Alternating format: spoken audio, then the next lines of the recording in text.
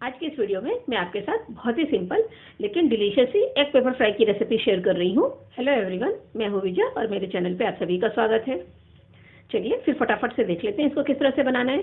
Egg paper fry बनाने के लिए मैंने यहाँ पे एक पैन लिया है और उसमें 1 चम्मच तेल डाला है और अब इसमें ये 2 बारीक कटा हुआ प्याज ऐड कर देंगे।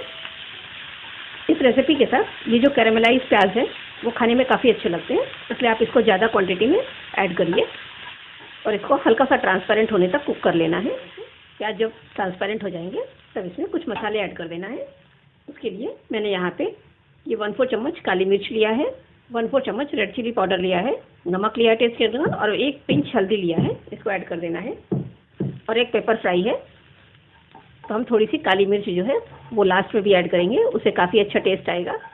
और अब इस तरह से जब प्याज जो है वो हाफ डन हो जाएंगे तब इसके ऊपर हमें इस तरह से एग को उल्टा करके और लगा देना है इस तरह से, और थोड़ा सा एग को एक साइड से कुक होने देंगे और इस तरह से एक साइड से गोल्डन होने के बाद इसका साइड जो है वो टर्न कर लेंगे। ये बहुत ही इजी रेसिपी है लेकिन काफ़ी टेस्टी लगती है, आप एक बार बना के ज़रूर ट्राई करिएगा। और साथ में ये प्याज को भी कैरेमलाइज होने देंगे। ये कैरेमलाइज प्याज जो है वो इस एग के साथ काफ़ी अच्छा लगता है।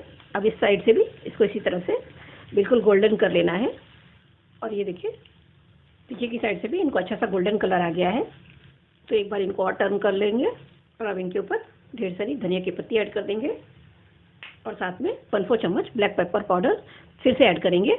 ऊपर से ऐड करने से इसका टेस्ट जो है वो काफ़ी अच्छा आएगा।